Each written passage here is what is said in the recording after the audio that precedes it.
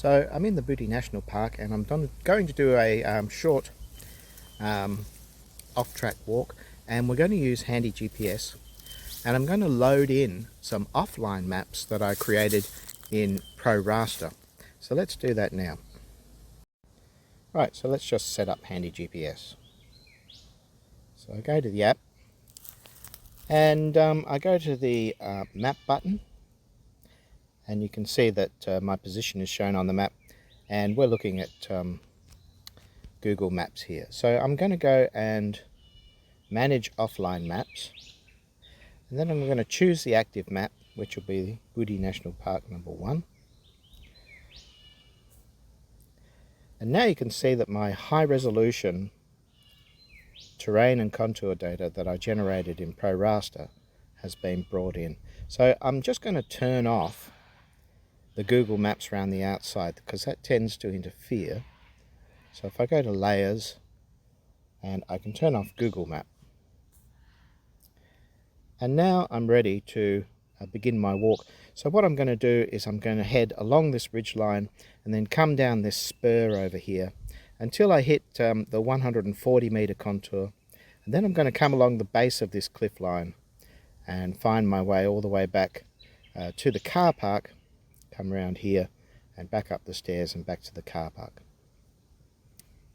At the moment we're jumping around because the GPS thinks we're moving. So let's get on with it.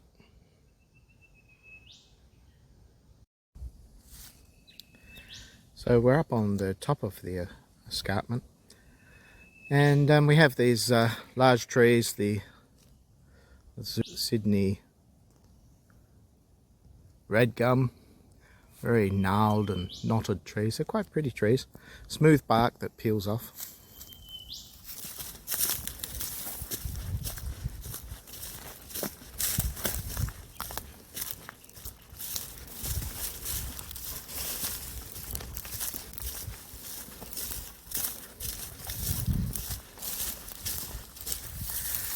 Oh, here's a Banksia tree. Has this very characteristic sort of bubbly bark. Really quite strange bark.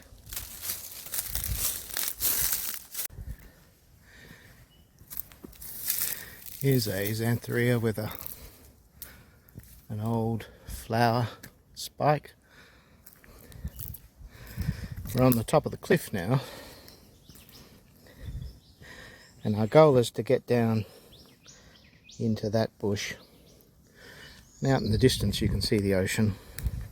And I'm coming down starting to come down off the cliff now, coming down the spur of that hill that you can see, and we're heading down towards the 140 meter contour line. I guess we're just on the 160 meter now. When we get to that 140, I'm going to contour my way around the base of the cliff. So I got forced to come down a little bit low. I have to work my way back up a little bit, and then we'll be on track. Starting to come down through this rocky country. A fair bit of wait-a-while vine, and mainly just very uncertain underfoot. A lot of rocks everywhere, all covered up with rubbish, and you can just see the cliff over there that we're heading for.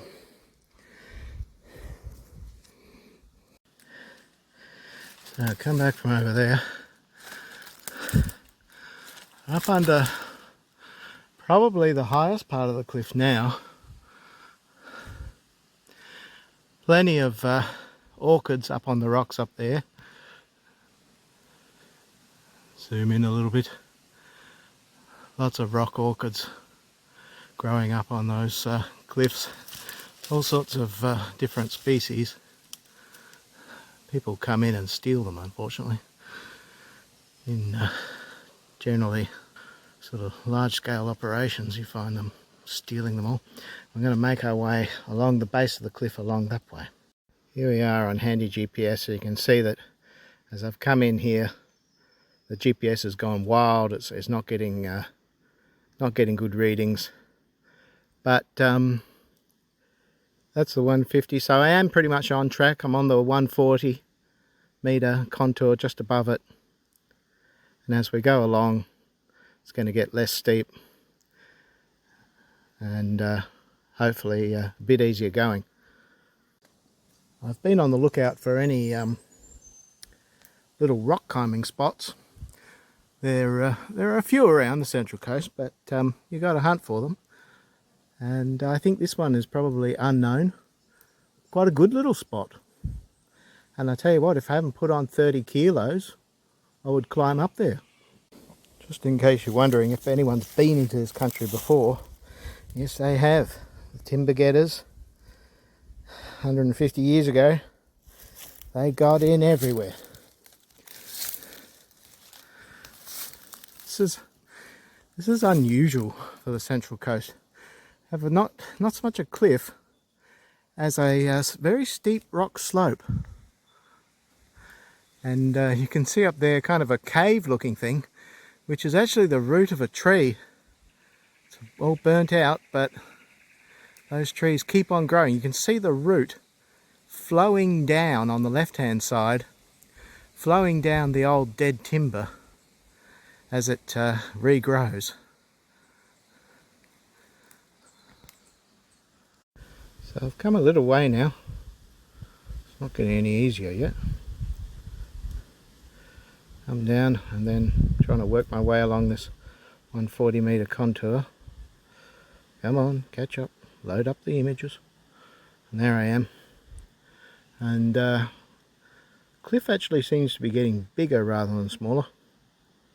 Before it was kind of a multi-section cliff. Now we're sort of getting just a single cliff line, and that's bared out. You can see that in this LiDAR. A little bit easier going here.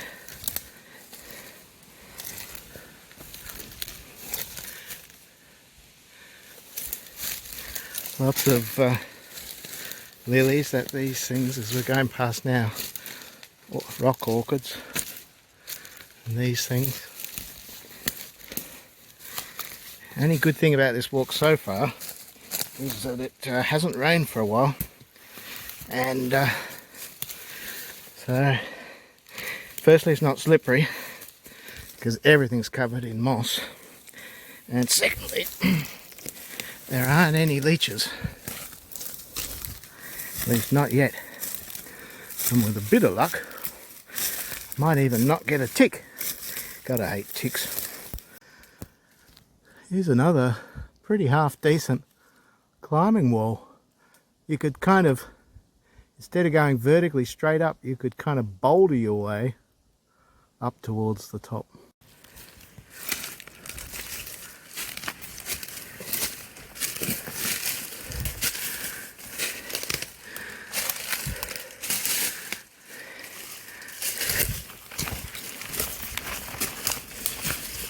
Wait a while.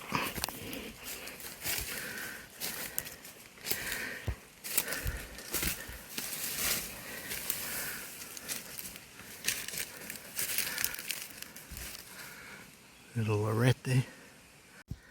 If it starts gobbing with rain, there's a tiny little shelf in there you could have a sleep on.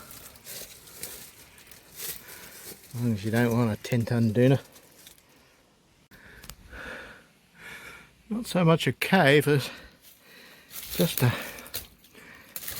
jumble of very unstable, fractured and collapsing rock. Yeah, so we're back at the car park. So first experiment with HandyGPS and using very high resolution topographic maps made from LiDAR data, gridding up the ground surface in ProRaster Scientific and exporting it out to offline maps, using it in my HandyGPS application and finding myself around the local national park. See ya.